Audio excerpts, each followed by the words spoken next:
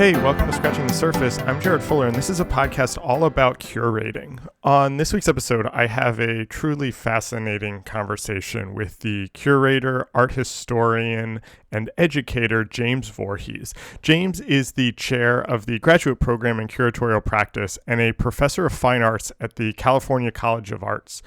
He's also the director of the Curatorial Research Bureau, which is this bookshop, learning site, and exhibition space in San Francisco, and is the author of a really interesting book called Beyond Objecthood, the exhibition as a critical form since 1968.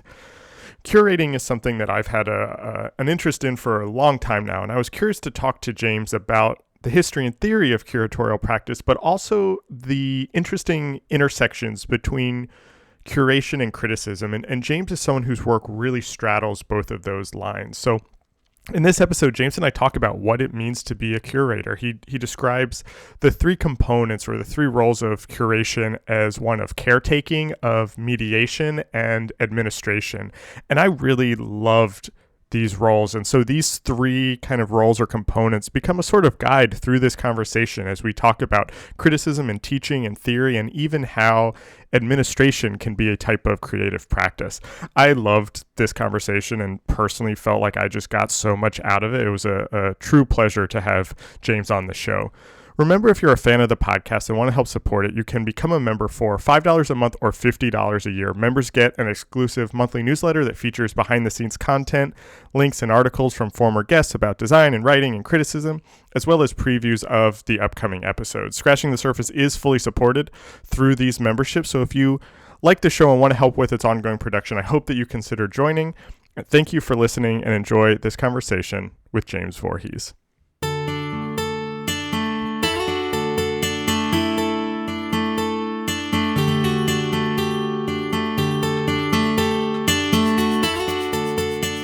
I know you got a PhD in art history. What about before that? Were you always interested in art? How did you kind of get into this field? I've been interested in art for years, even as a young person in high school, and then particularly like in undergraduate, and taking to and being fascinated by all the art history classes. I studied at Ohio State University.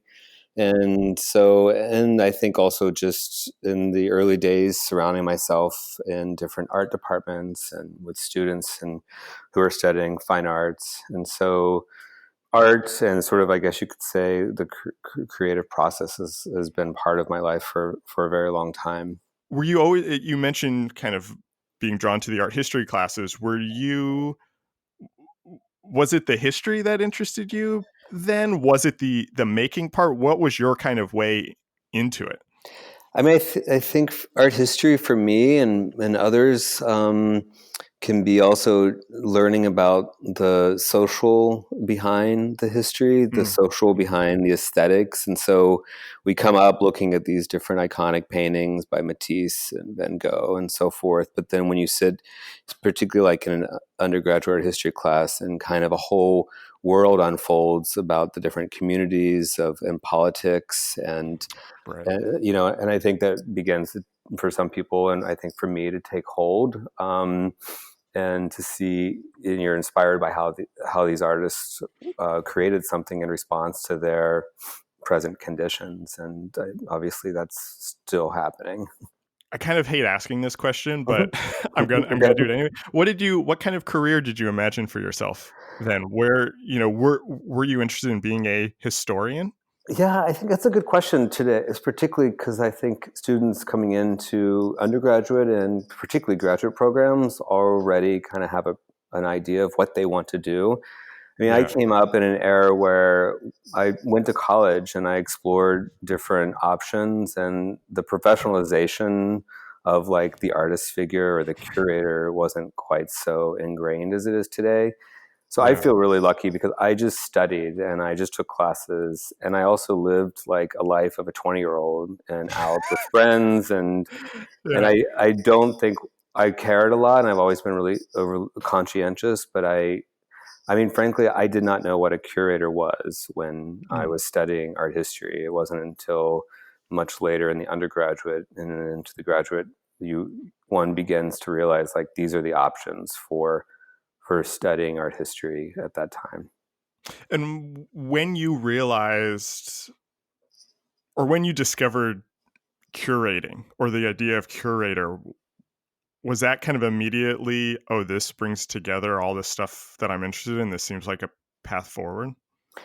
It did to a point. I think the most transformative time was right after graduate school. I was working at the Brooklyn Museum and had a really amazing position just as an assistant, but for the assistant to the chief curator.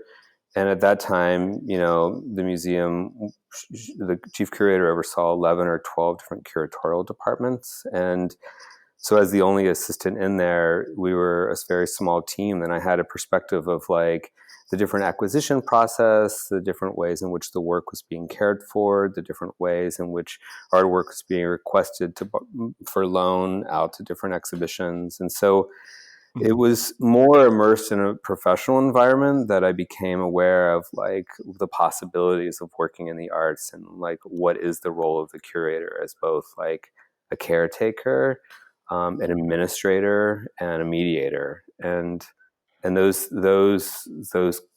qualities I was attracted to.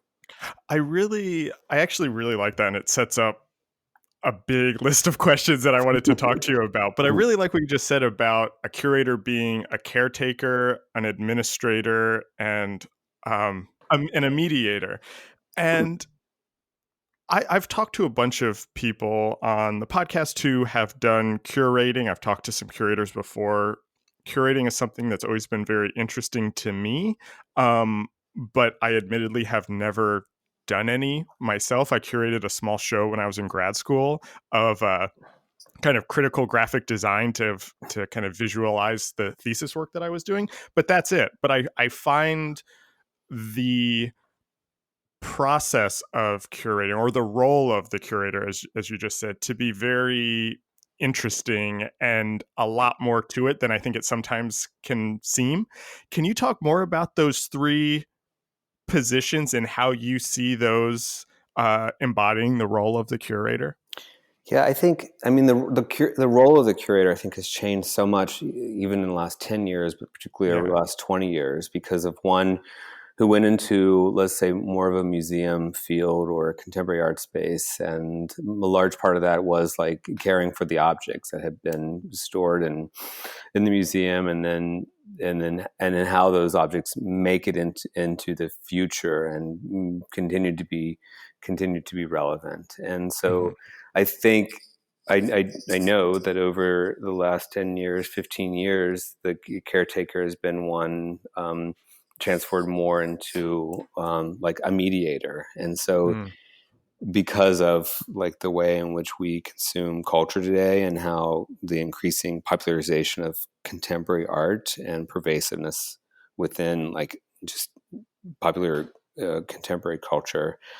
And so, I think one going into the curatorial field today has a number of different options that are open to them. One, of course, is this, a caretaker that is in a museum that's stewarding a collection, thinking about not only the preservation of it, but how archival work is relevant to contemporary culture. Right.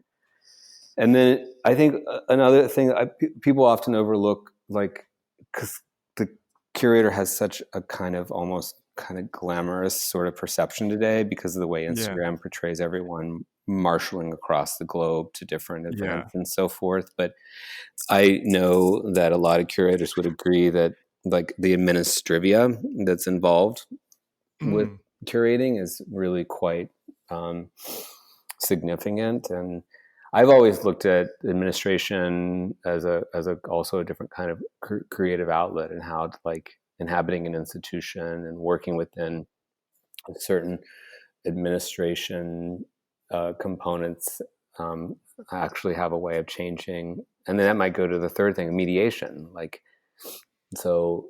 How does one engage with the work of art? And we've come a long way since the work is placed on the wall, and there's a label that informs how one's supposed Right. to, and so I Right. think today the creativity is also increasingly around like mediation.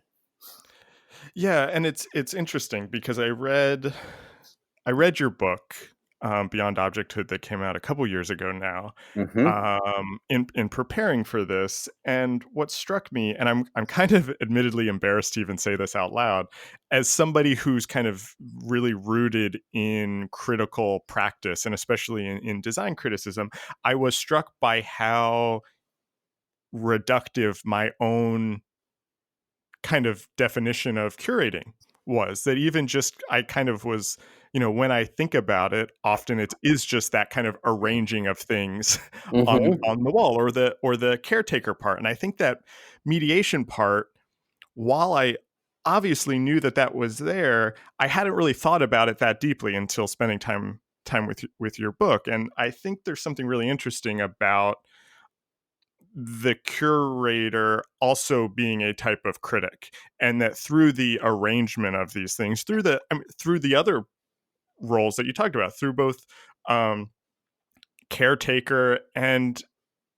administrator, that is kind of a critical activity in and of Mm-hmm. itself. And I talked to Prem Krishnamurthy, who's a designer and a curator, and he talks about how both design and curating are kind of the same thing. They're kind of taking a bunch of disparate parts and arranging them in a way to have some sort of larger meaning when put together in that order.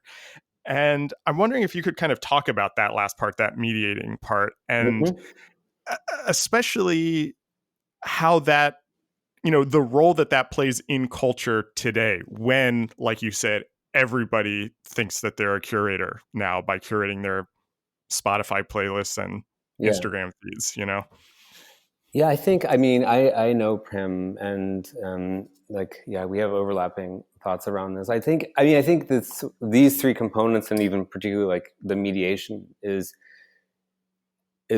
I'm very attracted to that aspect, because I think there's a level of criticality, like you say, as well as Mhm. creativity that goes into like bringing together objects that may, and ideas and spaces and situations, and films, or that may at Mhm. first seem disparate, and they could come from a more historical place and an archive, or they could be hyper contemporary and produced right now or in the moment. And so I think the challenge of the curator today is, how do you bring together disparate ideas and these, so that people encounter them and leave with something more. And so Mhm. the curatorial field, and I believe like a curator of contemporary art and culture, is it's also has such a high level of education. And so when Right. you are putting together something, generally speaking, and for myself in particular, you don't want to alienate an audience or alienate a spectator or someone. So, Mhm. how do you create a space that's both like intellectually challenging, creatively, visually appealing, and immersive, or attractive, um, and appealing to all of our senses, and Mhm.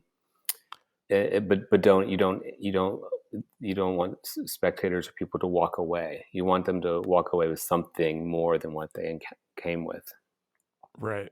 How I'm fascinated with ideas of audience, and especially when I talk to writers, and especially writers who are kind of writing about really complex subjects and breaking them down in a way that it is accessible, kind of like what you were just saying, for somebody who's not in the field maybe, and finding that balance between kind of writing for an audience who maybe doesn't know anything about the thing you're writing about until Mm-hmm. they read it, but also still keeping interested the people that do know and don't feel Mm-hmm. like they're being talked down to. And I find that balance really interesting. And I feel like curating, that's got to be even more amplified because it's happening in space. You're demanding more of people's time. Do you think about who's going to walk through a space when you're curating an exhibition or an event? How do you kind of think about that and figure out that balance there? Yeah, always. And I think it's because like always. And it's part of like just coming, I care about people. I also care that people don't feel uncomfortable around complex ideas. And I think it's coming out of the space of higher education, probably just who I am. And so Mhm. but I also don't appreciate, a kind of like you say, talking down to like audiences. So I'm increasingly using like the word constituent also because audience or spectator, all these different terms imply different ways in which one is supposed to engage. So like thinking about constituents across the board that might be an undergraduate student who is encountering conceptual art for the first time, or an experienced like curator and art historian. And I think the balance is achievable, and it's achievable in different ways. Like for example, like exhibitions when I was in Ohio that I made at Columbus College of Art and Design, and a couple at the Carpenter Center at Harvard. We didn't have labels, and Mm. one could. That's a simple, but also often a complex question in institutions because one makes the decision to allow visitors to engage with the work and the juxtaposition of the work on their own terms. And Right. but then how do you still provide like a written guide so that people can learn more or feel comfortable with walking into a space that doesn't have a label? Someone that's not comfortable or not will often walk to a label because it helps ground the experience. But it's also really great to just be inside a space and see the visual connections and not be told what it's about. And so I, th- I think just in terms of making an exhibition in a physical space, one can be attentive to all those in such a way that you take into account the breadth of experiences that constituents have. I want to continue this kind of track that you're on right now about the process itself, and I don't mean for this to be too simplified. Like I don't want to walk through your process of curating an exhibition, but I'm interested in how that process begins, I guess. And what strikes me about so much of your work is how it kind of embodies everything that we're talking about. I feel like so many of the exhibitions that you've staged, so many of the events that you've put on are these kind of meta exhibitions about art making or about creative practice or even about curating itself. Where does that come from? Is that just kind of coming from a questioning of your own work? Is this, do you meet somebody and you're like, I want to kind of do something around this person? How do these kind of things start to happen and bubble up and turn into things? Yeah, I think that's a good question. And yeah, I, at the heart of things, I'm really interested in the structural sort of factors that influence how we engage with things, with material Mm, world, with ideas, and I just think structurally. So when you begin to dissect like the art world, and way back also when I was studying undergraduate, or even particularly in the early years for the master's, like institutional critique became, right. on my radar, and I began to think about Andrea Fraser and Louise Lawler and Mhm. Daniel Buren and Michael Ashers, and so those artists, as well as in later like new institutionalism, the curators that took up to a certain degree this internal constant critique of an art institution and how it connects with its constituents. So I think it comes from an interest in the structural ways in which that are set up in society of how we consume um, ideas and Right. culture. And then, but I think also laying that out. I organized what I thought was a really wonderful series called Experience It Here, which in Oh yeah. collaboration with a nonprofit space called the Lab, and I invited artists to come in and like John Raffman, Martine Sims, Sharon Hayes, and part of that was talking about their work within and how they use the physical space of an exhibition, a gallery, and how they like basically solicit and bring spectators in what we're increasingly calling like these immersive environments or these time-based experiences. And part of that conversation was to really help demystify their working process and how they work with the hurdles of an institution, collaborate with curators, think about like the spectator, think about design in those works. And that, I guess, speaks, I haven't thought about it, but that speaks to what you just said too, of like, kind of revealing the way an institution behaves and functions. So hearing you say that, I have something that I hope will turn into a question. As a designer, when I think about the types of design writing that I'm interested in, or even the design exhibitions that I've gone to, and the discourse around design that most interests me, is kind of the question behind the question, or the thing behind the thing. I'm interested in the process. I'm interested in how it lives in the world. I'm interested in how it influences and reacts to things that it comes in contact with. And I'm less interested in the actual object or artifact itself. And like I used to be one of those designers that had a list of favorite typefaces, and I loved looking at that kind of stuff. And that's just not where my interest in design is anymore.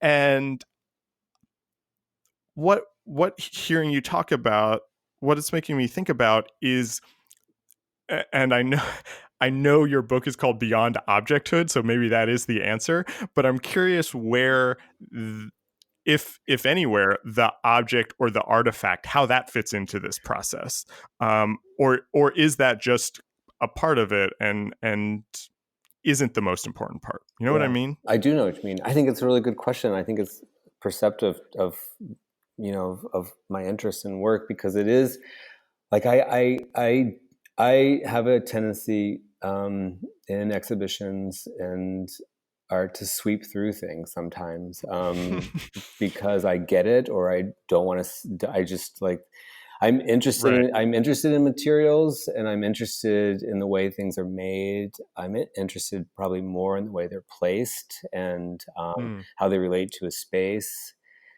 And even more so, I'm interested in the discourse or the ideas that are around all of that. And that's why I have a tendency to look for different publications and others, things that are related to an exhibition or an object that unfurls it and allows you to, like, in your own private space of the mind and often home, like, take in more information about a work. And so I do understand your perception in relation to design, because I think mine is comparable to some degree in relation to like the art object as a thing. I think I'm interested in the art object as a discourse and idea and concept. And then how does that then manifest itself in an exhibition, especially when I guess kind of to reframe the question a little bit, what's interests me is kind of so much of your work is very much about like bringing people together and starting the conversation, and less about just showing a bunch of work. So where does that artifact or that object have a place within your kind of larger curatorial project, if at all?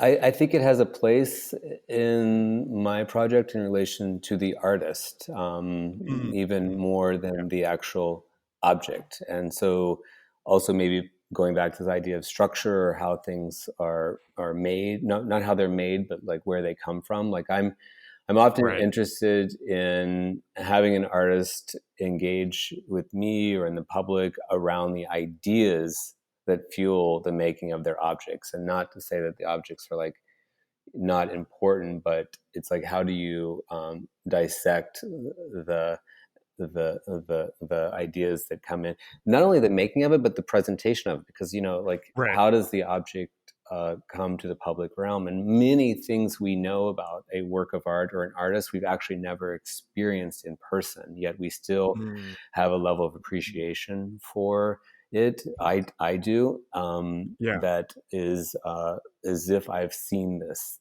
thing.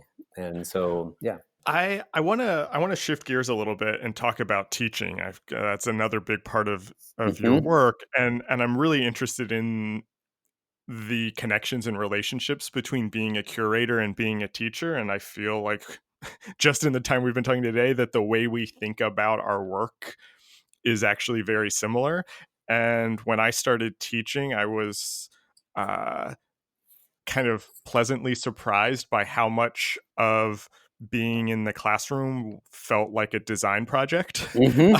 Whether that's like very literally designing slides or the syllabus, but also kind of designing the structure of a lecture or designing the framework to allow a discussion and a critique, felt like something that I knew, even though I had never taught a class before. Hmm. Um, and the way you're talking about curating, and especially talking about constituencies and leaving with something more, I'm assuming that there are a lot of connections between curating and teaching. How do those things come together for you? Yeah, I think I think teaching, a seminar, a classroom, like, it is similar to curating, because also you have a framework, Right. you have a space, you have a limited number of students, you have a time frame, and so it's like a kind of beautiful challenge in that way. So how do you put together a series of resources and readings and experiences that are going to complement and build on the concept of of in the direction of the course. And so also I also, like, tend to want to design everything from the look of the syllabus, and how it's Yeah. online, to the way the images are presented and archived in a site, so that so that the total experience of a seminar or a class is from the moment one goes in and they present the syllabus to, like, how the Right. students engage with the content afterwards, and the look of the PDF packet and so forth. And so those are my one's constituents. And so Yeah. and in this instance too, like, teaching is a lot about, like, making exhibitions or programs, because one can say that you're just, delivering information and knowledge, but I never have thought about that, teaching as that way. I've always thought about it as, like, pointing attention and always Right. encouraging them to want to know more, and to, like, instill a level of curiosity that's like, palpable in that way. Yeah, I mean, even now that I think about it, you could take those three roles that you were talking about for the curator, the caretaker, mediator, and administrator, and directly apply those to teaching too. Mm-hmm. It's actually all the same thing.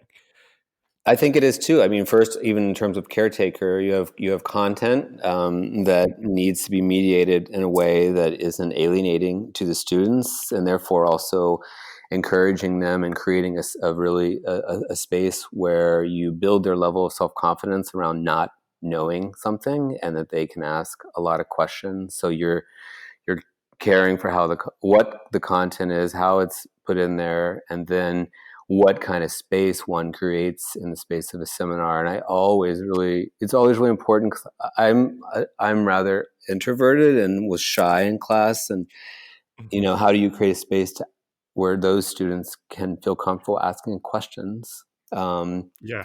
and then the administration, of course, is uh, like following up, making sure that everything is administered in terms of the readings, in terms of the next class, in terms of the design of the syllabus. And then, of course, the mediation can come from another perspective, the way one directs the conversation within the class, but also, Yeah. you don't just throw a really complex upper level kind of I don't know, reading by Foucault when you want to introduce, like, where that philosophy was coming from first. So, Yeah. yeah. It's actually really funny, kind of. I feel like how similar, how similar we are. Like I also was like you, where I was a very introverted um, kid, especially in like high school and undergrad, and I've since become more comfortable Mm-hmm. um, speaking out in class. But it's funny. It's really funny to people who have known me for a long time that so much of my job now is talking to people for this podcast or standing in front of a room of people Mm-hmm. talking. It's like very not what people would have guessed from me. But all that to say, that's the thing that I feel like I think about the most in the classroom is how do I create a space where everybody feels comfortable contributing, and it's not just the few people that are extroverted that like to talk a lot. And that's even kind of where I was thinking about the caretaker part also, is just caring for the uh, like the health of the class also is Mm-hmm. Yeah. something that's kind of curatorial in a sense that I've never thought of that way before. Yeah. And those figures too that one always likes to hear from students who have a lot to say, but it's also the responsibility to, not allow those voices to take too much prominence with each class. So you, over time, I think probably with age, I've learned how to like direct those conversations better so that you don't also Right. just, you're not unkind to those students who contribute so much, but at the same time, you encourage the other voices to take more prominence too. And I think that Right. comes, so we're also just talking, all of this is also like design Yeah. Yeah, in exactly. that way. Yeah.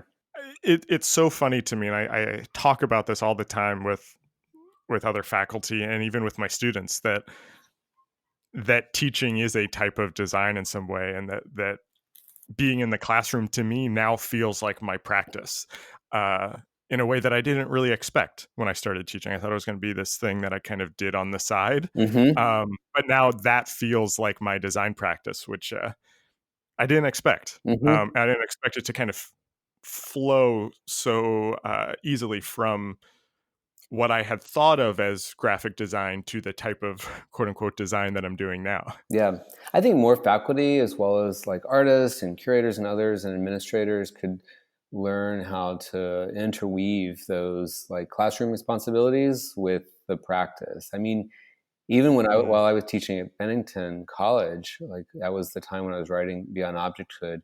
There were a couple classes just sorting through like Walter Benjamin with a group of like, intellectually engaged and curious students, term after term, or mm, Brecht or something. And you, yeah, as an instructor, like you really begin to understand these texts that you think you understand, because you've opened up frameworks to like explore them together with students who like ask lots of questions, that you don't yeah, have the answers for either.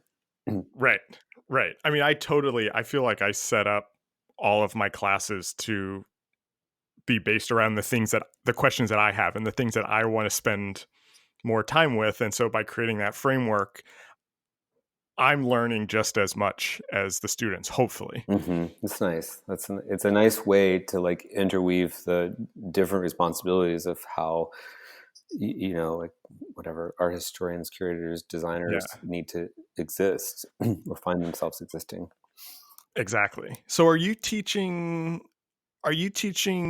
classes on curating? Are you teaching art history classes? What types of classes are you teaching? Here at California College of the Arts, I'm responsible for teaching a class that fits into the module called Global Art Worlds. And Mm, it's a combination of both art history, a kind of survey of recent curatorial voices and theory, with like exhibitions. And so, for example, like, last year I taught the class and we looked at a number of different voices like Okweon Weezer and Uta Meta mm, Bauer and Spivak and then we read more than one text by the authors so that the students become very familiar with the discourse by a selection of like say 10 figures, and then we mm. look at that those texts within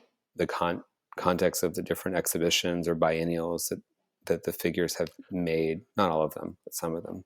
Oh, Yeah, interesting.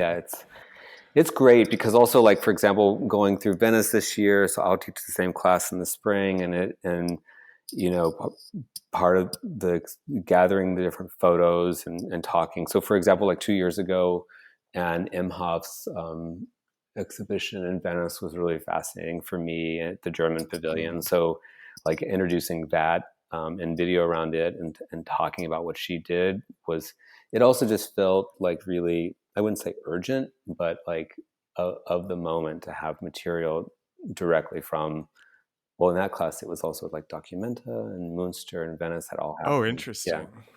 So, I the reason I was kind of asking that, and again, I don't mean to keep drawing parallels to graphic design specifically, but I'm very interested in, especially in education and in teaching these types of practices, the balance or the overlap or the split that sometimes happens between kind of teaching practice versus teaching theory. mhm. And again, not to turn this conversation into everything that I do as a teacher, but in whether I'm teaching a seminar class or a more studio design class, I always try to bridge that gap. So no matter what type of class it is, students are reading and thinking about this and not just making things. Yeah. But there is that balance between the practice and the theory. And I was curious how that works in a curatorial program. How much of the someone who's studying to be a curator is it the kind of practice, the staging, the organizing versus the theory, the history, the kind of critical side of it? Yeah, I think, I mean, all of those are very important, I think, in the curatorial program, but also I think just also in a graduate fine arts program. I think Yeah. like writing and how do you dissect complex ideas beyond the actual material object that one makes, but to see a practice as more wide ranging that encompasses whether it's writing as part of the practice, but a writing as sorting through of ideas. Right. And I think the challenges for a 2-year curatorial practice program can be, how do you combine like theory, writing, as well as like an exposure and also Yeah. delivery of opportunities to practice, because Yeah. one also needs a substantial amount of information from art history to create a kind of grounding of where some of these ideas are coming from, and also visual culture. And so in our program, it does, I believe, like a really occupies a really interesting place, because it intentionally like interweaves theory, practice, in the early part of it, giving students lots of tools around writing and the art history and theory courses. And then the second year, the students make an exhibition collaboratively. Oh, Um, interesting. so they're rather than like singularly selecting an artist or coming up with an idea for a group exhibitions, the students are directed throughout the whole second year of study to work together to like decide on a project and stuff like that. So How has how has being a teacher, has that changed, or even just as you're kind of figuring out how to talk about these things to students, has that changed how you think about your role as a curator, or how you even think about the place of the curator through teaching? yeah, absolutely. I mean, it's been both beneficial as well as challenging. I think coming in to CCA first as like Dean of Fine Arts, Mhm. as well as, and now as the chair, because I've always had one sort of, you could say, foot in an art institution, making exhibitions, producing publications, and then always teaching, which I've loved doing because it kind of fuels the imagination. But I think when Yeah. directing graduate programs today, higher education, generally speaking, whether it's in an art school or a university, is in a particularly challenging place because of the economics that are associated with higher education in the United States, and Mhm. the need for education to produce a definable product. And it's challenging for me because I come from a background, or I have a really strong philosophy that we we gain the tools to think critically about the world, engage with one another in society, and contribute something forward. And here Yeah. today, generally speaking, students want to know, what can I do with this degree, and how can I Right. sustain myself?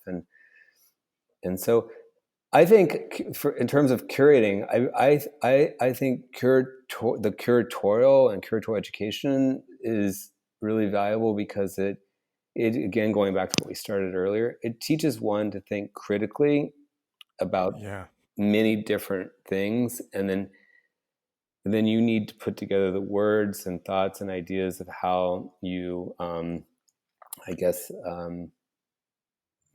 are interpreting those ideas. I'm not being super clear, but Yeah.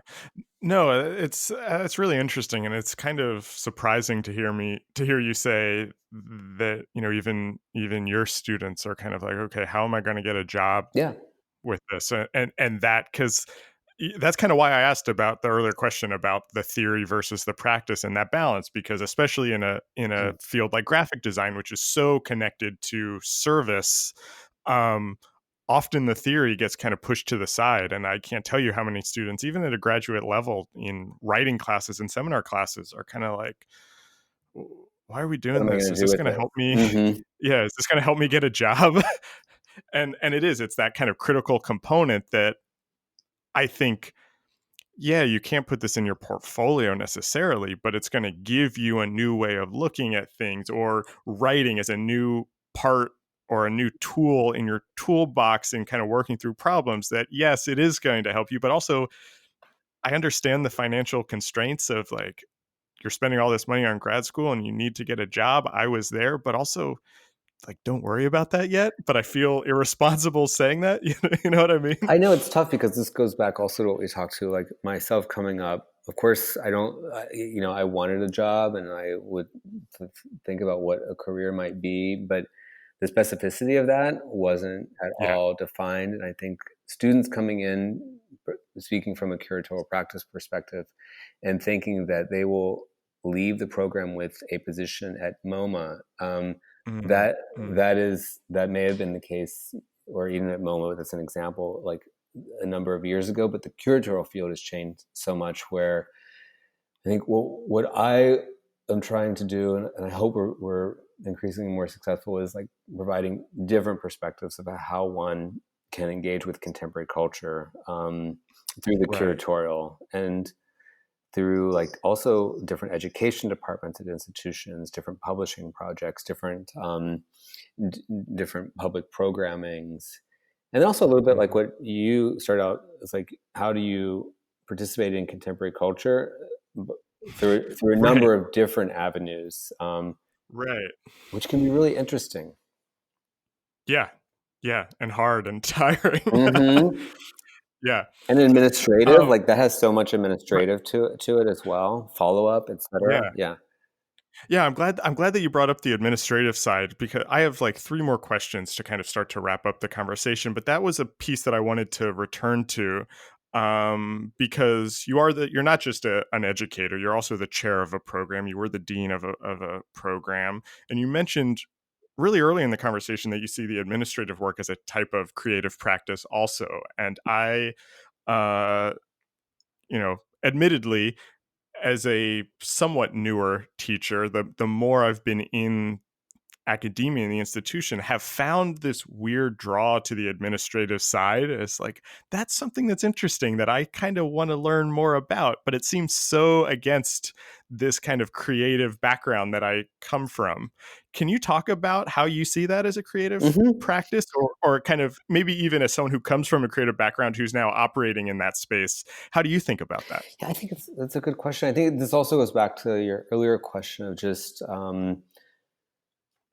like where I responded that, like the structure of things Mm. appeals to me, and thinking about like structurally how we engage with Yeah. institutions, for example. So I think, I mean, like, how does one occupy a position within an institution that has the potential to create a level of change. And so how does one utilize the framework of an institution to potentially redirect or slightly move to the side the direction of a fine arts program, so Mm-hmm. that fine arts is thought of as much more wide-ranging, beyond the uh, material of painting or the material of like Right. video. And I think for me, within the curatorial practice program, like, how does one use the knowledge of the administration of that program, as well as the inner workings of, in this case, like two institutions, Yerba Buena Center for the Arts and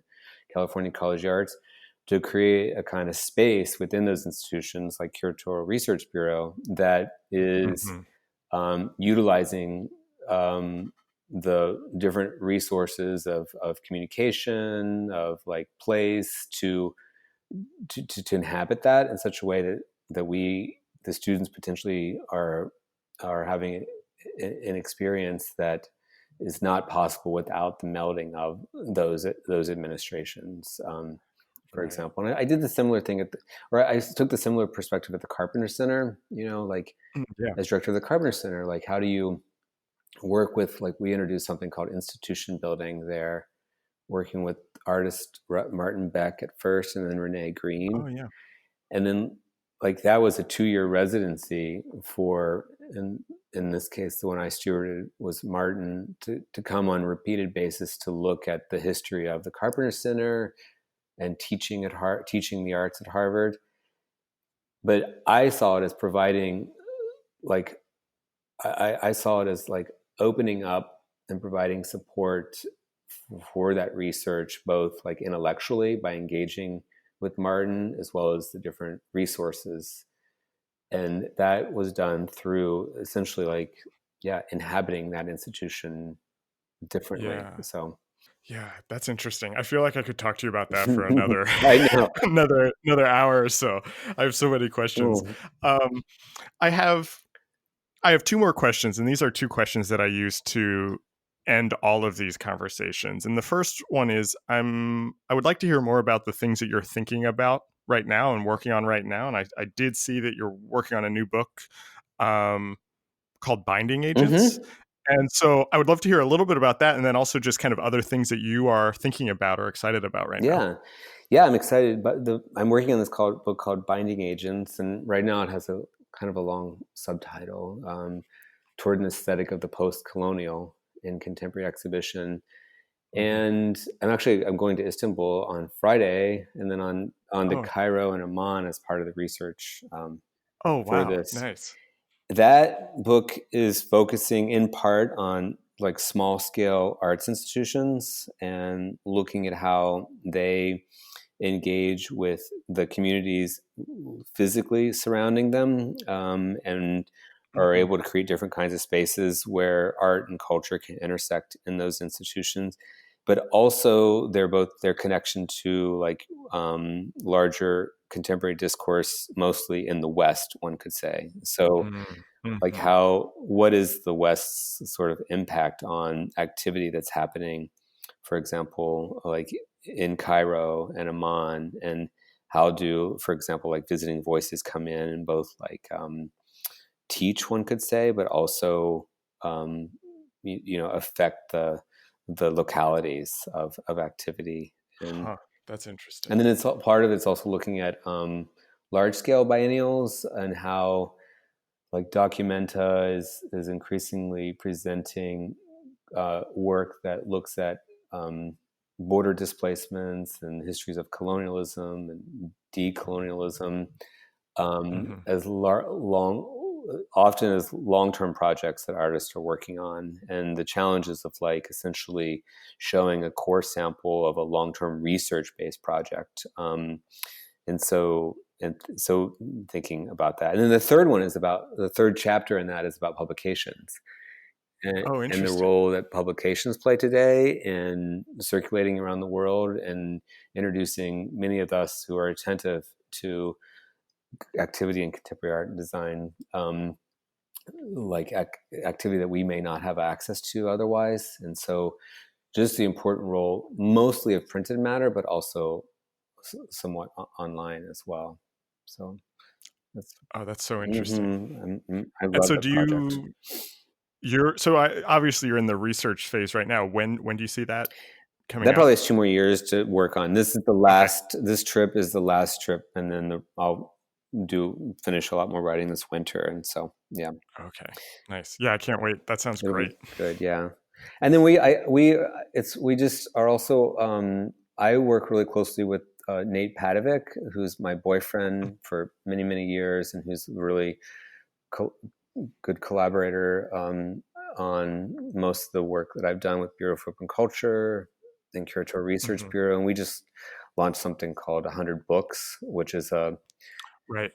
I mean, working at the Curatorial Research Bureau last year, we just had such an influx of amazing inventory, but it was difficult to decipher exactly what it was. It was all part of like a literature and curating and design. And so we have decided to make it more specific. So it's books that are on the curatorial and design, but also how it's connected to exhibitions and biennials, and Right. then the role of the archive.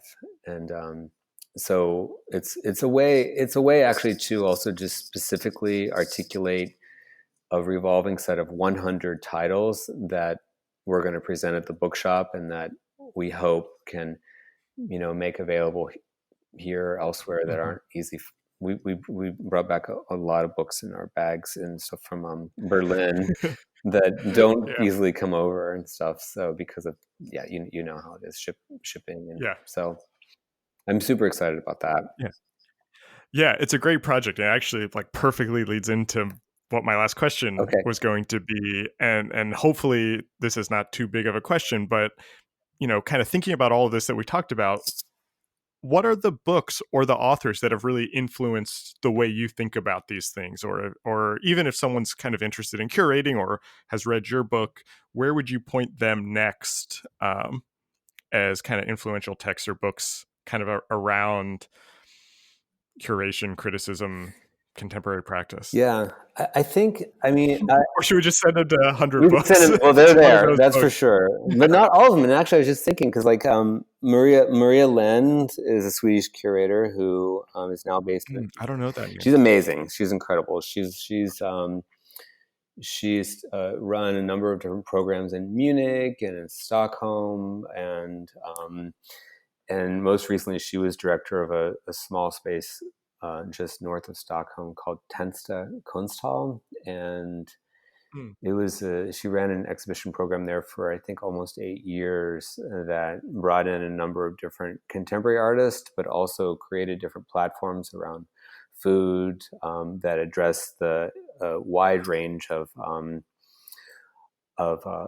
immigrants who live in Tensta now, mm, from Syria, Iraq, and from Ethiopia, and many other places. And but she has a book called Selected Writings that it's been a number of years that was put out. mm. But I often direct students and others to her book because it's both different catalog entries, but also reflections on what we were talking about earlier, like how can an institution Yeah. engage and mediate like ideas and art for like constituents that are both physically nearby and then also remote. And so her writing and her work has been really influential on me. We had her here last year as a visiting curator, and I think it was really Oh, nice. transformative for the students and those who were around to engage with her and her ideas. And so that, and like also the late Okweon Weezer. Mhm, You know, mhm. I think his work has always been amazing around particularly like the group exhibition and like Yeah. how that can be a communicate a position and Mm, be such also a very creative outlet, but also to bring together a selection of work by a selection of art, a selection of work by artists to make an argument, because often right. like curating and like it's an argument that through design for you and others that Yeah. we're making. And Yeah. I think that his not only his exhibitions, but his writing really like unravels that. And I mean, I don't say I grew up, but like, people like Foucault and, I Yeah. grew a kind Yeah. of like, again, going back to like the structural situation, I think by, going through Baudrillard and like Henri Lefebvre and Yeah. like Julia Kristeva and others and Yeah. Judith Butler, Yeah. like Yeah. Yeah. those Yeah. figures, while they're still all very challenging to decipher, like dipping into those, particularly like when minds are forming and it's such a, I don't know, it can be really exhilarating, I think. So yeah. Yeah, that last group of names that you mentioned, many of them, Baudrillard I had read before, but many of those names I wasn't introduced to until I was in grad school, and it just like completely, spending half of my time in philosophy classes and half of them in design classes just like completely rewired my brain. So I'm with you on all of those Great. recommendations. Yeah, amazing. I would love to like do all that again. Yeah. I've sometimes feel like so much of my work post grad school has just been trying to recreate the grad school experience, is how I've described it to people. I know. I would love to duplicate myself so that like you and others who are interested in this, we could all just kind of have a regular like reading Yes. group, because I encounter a number of people who also just like, how do we like somehow carve out time and also maybe another life or something that we're able to as adults to sit through and like focus on these ideas and stuff. So I know it would be nice. That is the dream. James, thank you so much. This was such a fascinating conversation. I feel like you've given me so many new ways to think about things. And so this has been such a pleasure. Thank you for being on the podcast. You're more than welcome. And thanks so much for the interest in my work and also for just doing the podcast. It's such a, like I said, it's an amazing resource. This episode was recorded on September 4th, 2019. Our theme music is by Andy Borgasani. We're on Twitter and Instagram at Surface Podcast. You can find us wherever you get your podcasts and at scratchingthesurface.fm. Thanks for listening.